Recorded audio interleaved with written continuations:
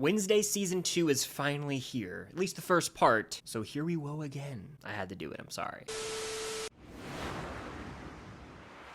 What's going on, guys? I'm Chris, and welcome back to another video. So today I've got my review of Wednesday Season 2 Part 1. This is just my review of the first 4 episodes. I was able to watch them earlier this week, so these will be my non-spoiler thoughts. Obviously, I'll be back in September to review the back half of this season. Before I get into this, hit that like button, comment down below your thoughts on this first part of Wednesday Season 2, and of course, subscribe and hit that notification bell to help reach my goal of 150,000 subscribers here on the channel. I mean, quite a bit. So when it comes to Wednesday Season 1, it dropped in November of 2022, is obviously now August of 2025. We're talking about a nearly 3-year gap between seasons. So you can add Wednesday to the list of Netflix originals or streaming shows in general that have 3 to 4 year gaps between seasons. It's becoming more of a common theme, and obviously the strikes played a big hand in that as well. But when it comes down to Wednesday Season 1, I quite enjoyed it. I actually rewatched it last week leading up to this season. It's a delightful time. It's one of the few Tim Burton projects that I actually really dig. I'm not a huge Tim Burton fan, but Wednesday is kind of an anomaly for me. So coming into this season, Jenna Ortega's back. There's a new mystery at Nevermore, and I'm gonna say through the first 4 episodes, I quite enjoy it. I really do. I have a lot to discuss, obviously spoiler free,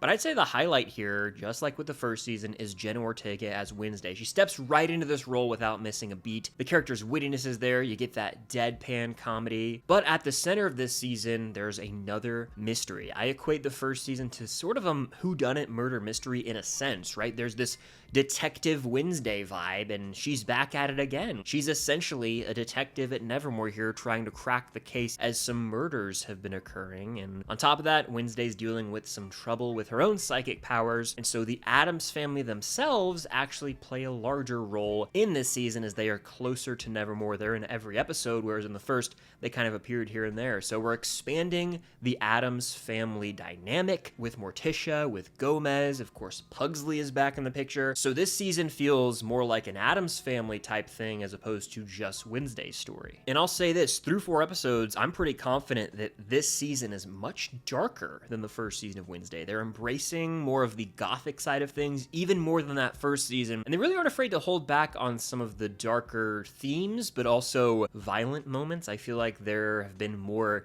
kills this season. I won't say how, who, or when, or why, but if you've seen this season, you probably know what I'm talking about. Wednesday is actually popular upon her return, and seeing her deal with that was fun because if you know the character at all, that's not something that she wants, that attention from others, and so that lends itself to some funny moments. And Steve Buscemi is now in the cast. He actually plays the new principal, and the way they've set his character up early on, there's something suspicious going on, but are we as the audience supposed to read too deep into that or not? That's for us to find out. With Wednesday being a show that takes place at essentially a high school, right? A big question from fans is going to be, does the aging up of characters make sense? Does it take away from anything? And honestly, I think it works. The 2 characters where it's the most noticeable that there was a time gap between filming were the characters Pugsley and Eugene. They look a lot older here in season 2 than they did in the first season, but the way it's written and explained makes sense. It's also that time of these characters' lives where they're going to be going through puberty and growing up. So I've never been someone who's been super pressed by actors looking older in 2nd or 3rd seasons of shows because it's all fiction at the end of the day. And in fact, in the real world, people grow up in age, believe it or not.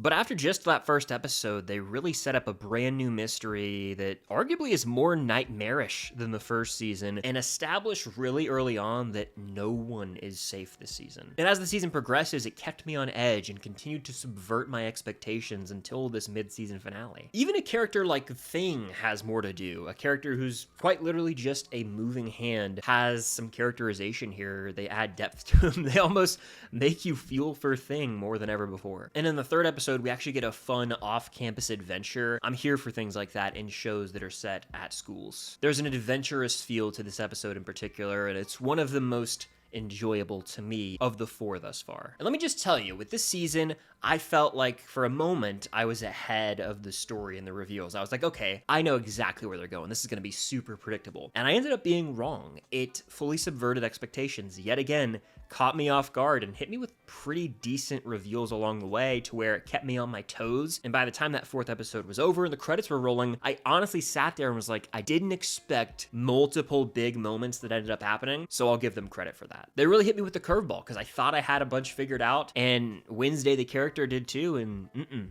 Didn't see that coming. And as some of the plot lines unfold here, it reminded me a lot of Teen Wolf. And if you haven't seen that show, check it out. It has its ups and downs for sure, but the Eichenhaus plot lines in Teen Wolf reminded me a lot of what we get into with Willow Hill. And something I have to commend Wednesday for in both seasons, but especially here, is its ability to sort of blend genres, like got these coming of age vibes, mystery, if you will. There are some horror elements, but here, like, there's a lot of comedy that works. They not up the humor, but at least for me, the humor was really hitting this season. And you've also got like heist vibes in specific episodes with like a break-in plot line. They're able to do so much with various subgenres, and just it all blends together really well to make a unique show, unlike many others that are coming out right now. Like, by the time that 4th episode ended, all the plots converged wonderfully and launch us forward with lots of momentum heading into the back half of the season, where there's just pure chaos ensuing, and I don't know where we're headed, genuinely. That's what excites me, is like, we have to wait about a month to check out the back half of the season, but I think it's gonna be worth the wait because I have no idea where they're headed from here. They hit us with a cliffhanger ending, I'll say it, and I'm pretty stunned with how things ended. Still gave us plenty of answers and fed us enough to warrant a bit of a break, but I also need to see where we're headed next. Now, this season still has its question marks for me, things that I didn't absolutely adore, and one of those is it might potentially be a little less streamlined, less focused than season 1. With season 1, you had kind of one central mystery surrounding Nevermore, and all the characters were kind of on the same page. Well, here, a lot of characters have their own little subplots, and like I hinted at, those feel like they converged nicely in the mid-season finale, and we don't really know where they're headed in the next 4 episodes, so it feels weird to even address this only halfway through the season, but thus far at least, there was a moment there where I was like, is there too much going on? You've got Enid having her own romantic drama between 2 boys, you've got Pugsley and Eugene and their whole subplot that just gets wacky and nuts. You gotta watch to know what I'm talking about. Of course, Wednesday's kind of the lead detective in this main mystery, but there's a lot going on. Bianca Barclay has this subplot with her mother, so there are tons of things going on in this season, and they do, I think, ultimately converge, or at least look like they're going to as we head into the back half, but for a while there I was like, there's a lot to juggle here, and it seems a little unfocused here and there. There's a certain angle the show takes as well with regard to Wednesday's popularity and fans that arise of Wednesday. So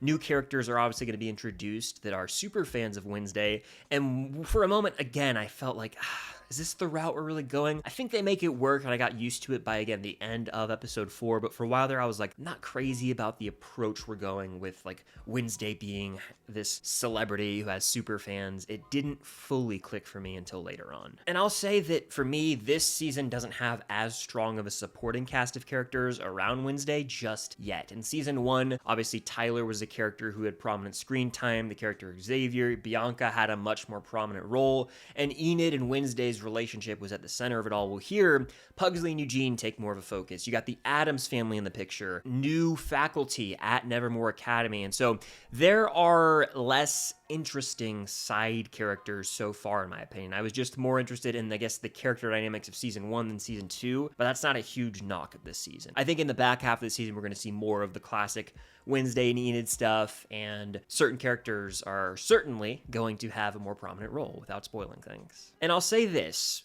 by no means is this a knock at Wednesday, but I'm not sure if this is the kind of show that's fully suited for the 2 halves, right? The 2 volumes. It's the new Netflix business model where they split their most popular shows in 2 parts, and I do think this was a logical breakpoint, but I also am like, the first season of Wednesday dropped all 8 episodes at once. They could have easily just done that here as well, and it might have been more digestible, right? Made a little more sense pacing-wise, but at the same time, I'm not mad about it.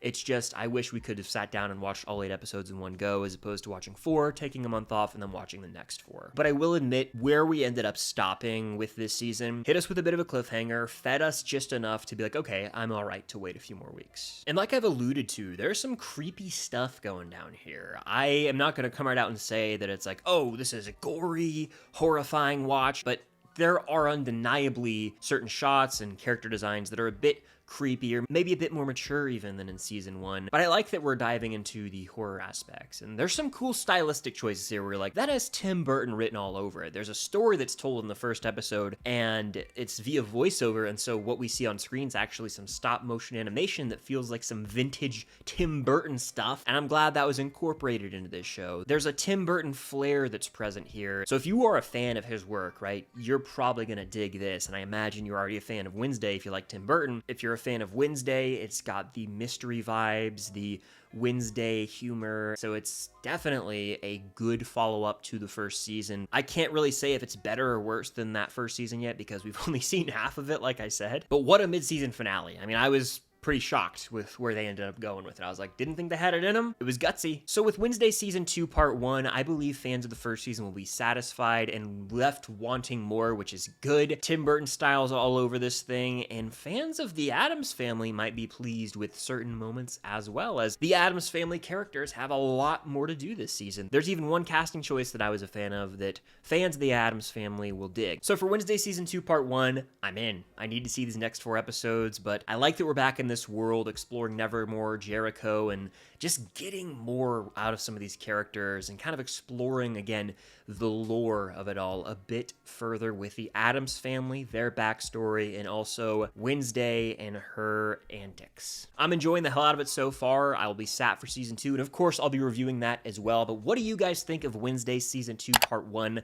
Let me know in the comments down below, and of course, hit that like button. Subscribe into that notification bell, and be on the lookout for more videos coming very soon. Do you want to see a spoiler talk? I could probably do that if you guys are interested. Just let me know. Appreciate you guys for watching, as always, and until next time, I'll see you guys later.